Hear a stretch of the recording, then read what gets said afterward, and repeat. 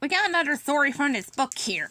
Yeah, so that's it to cover, and it's The Rescuers, A Friend in Need.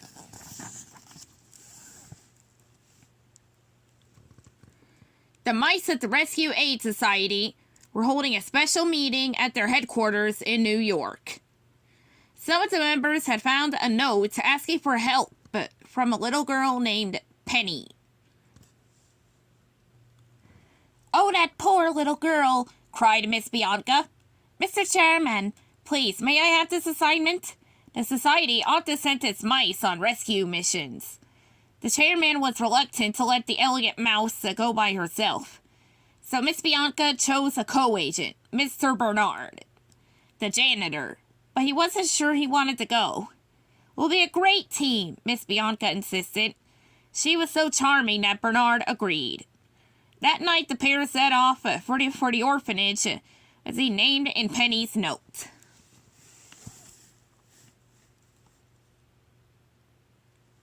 When they arrived at the orphanage, the mice climbed through a window and began to look around for clues. Soon they noticed a cat peering down at them. The mice panicked, but the cat was old and friendly. His name was Rufus, and he loved Penny. He told them how she had been sad lately because no one wanted to adopt her. The cat had reassured her that one day that she would have parents of her own. "But the next thing I heard, Penny was gone," Rufus continued. He explained that no one knew where she was, and that even the police had given up looking. Then the cat remembered something. A lady who ran a pawn shop had tried to give Penny a ride in her car.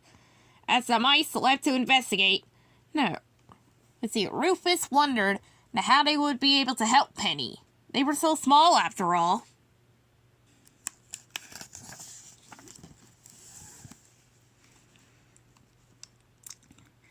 Moments later, Bernard and Bianca slipped inside Medusa's pawn shop and spotted a schoolbook lying on a counter. They looked inside and saw Penny's name. "Now she's gotta be here," Bernard said. Before they could search for her, the phone rang. The mice scrambled into hiding as Medusa stormed into the room. "You blundering fool!" she snarled into the phone. "Can't you control a little girl? I'm taking the next flight down to Devil's Bayou." Medusa hurled clothes, and without realizing it, Bernard into a suitcase. Bianca grabbed onto a strap that was hanging from the suitcase as Medusa left. Soon they were all in a car headed for the airport. Bianca scurried over to the suitcase, opened it, and hopped in. But Medusa drove like a mad woman. When she made a fast turn, the suitcase bounced out of the car, taking the two mice with it.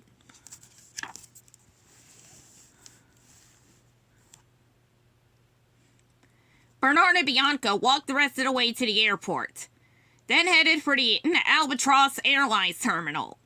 As they sat in the ramshackle office, they watched as their pilot, Captain Orville, came in for a crash landing. "Maybe we'd better take the train," suggested Bernard nervously.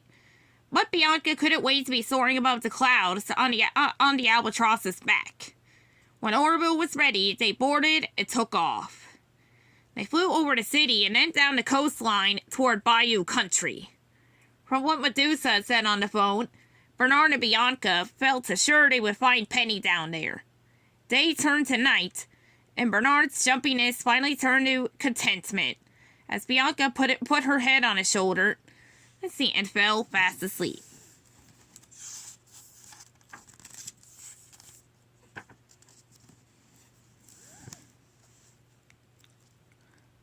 In the bayou, Medusa and her partner, Snoops, were searching the swamp for Penny, who had run away. A giant diamond called the Devil's Eye was hidden in a nearby cave, and Medusa wasn't small enough to fit inside and search for it. That's why she'd kidnapped Penny, and why she had to find her. The villains shot a flare to light up the night, and hit Orville as he flew by. "My rudder's on fire! Bail out!" yelled the Albatross. Bernard and Bianca used their umbrella as a parachute, and Orville steered himself toward the water. Finally, the three travelers landed safely outside the house of Orville's friends. Ellie Mae and Luke. The swamp creatures immediately summoned the Evinrude, the dragonfly, to help rescue Penny. The tiny creature had the fastest leaf boat on the bayou. Bernard and Bianca stepped into the tiny craft, and within minutes the speedy insect was motoring them across the swamp.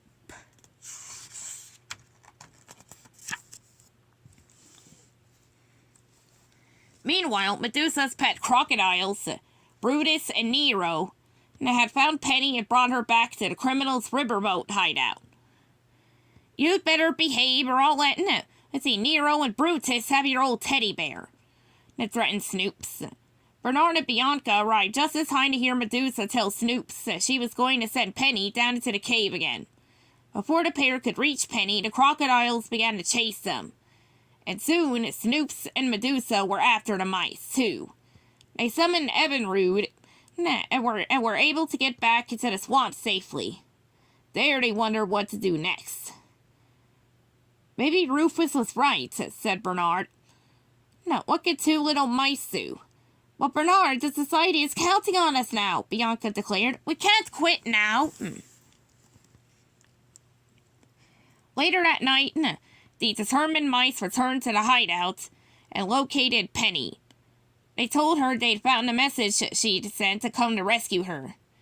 "Did you bring somebody big with you?" Penny asked. "The three of us need to work together and have a little faith," said Bianca. Rufus said, "Faith makes things turn out right." Penny agreed. Penny and the mice sent to Evinrude to get help from Ellie Mae and the other swamp critters. Then when Medusa came to take Penny back to the cave, the mice hid inside the little girl's pocket. No matter what happened next, Penny would not be alone. Bernard and Bianca would be with her every step of the way.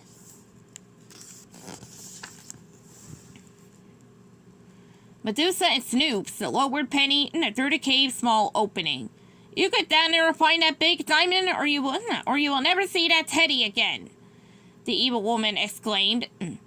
Once they were inside the cave, Bernard and Bianca popped out of Penny's pocket to help her search for the gem. They found it inside a skull, but it was wedged too tightly for Penny to move. As she struggled to free the diamond, the little girl noticed that the water inside the cave was starting to rise. "Now, please pull me up," Penny called to Medusa. "Not until you get the diamond," Medusa threatened. Bianca and Bernard knew their only hope was to use teamwork. The girl pried the jewel loose, while the two mice pushed it out of the skull. They had the diamond.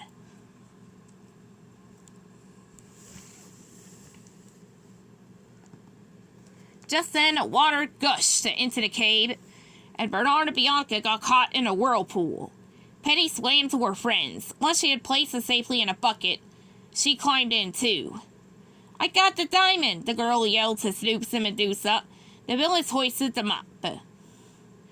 "The devil's eye," Medusa cried joyfully.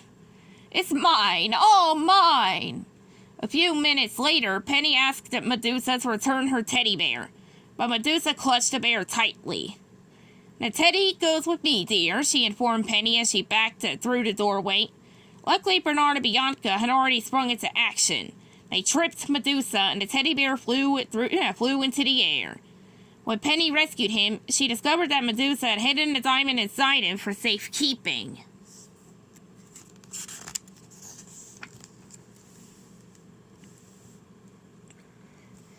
Now, all at once, Evinrude and the other swamp creatures appeared. They trapped the crocodiles, smacked Medusa on the head with a rolling pin, and ignited some fireworks. While Medusa and Snoops dodged the rockets, Penny jumped into the villain's swampmobile. The boats wouldn't start, but Ellie Mae found some fuel and filled the tank.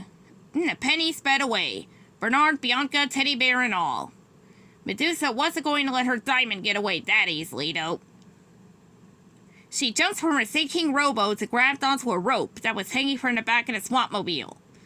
The evil woman felt a certain victory was hers, until the rope broke and launched her into the riverboat's smokestack.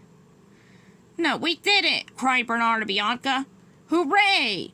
There goes my diamond, Medusa wailed. But that was the least of her problems. Crocodiles were snapping at her from the water below.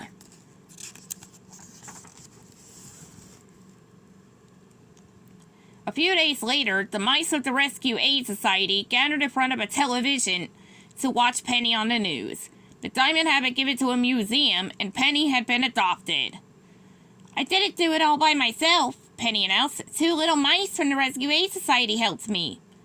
Bernard and Bianca were overjoyed. Their friend was safe and happy.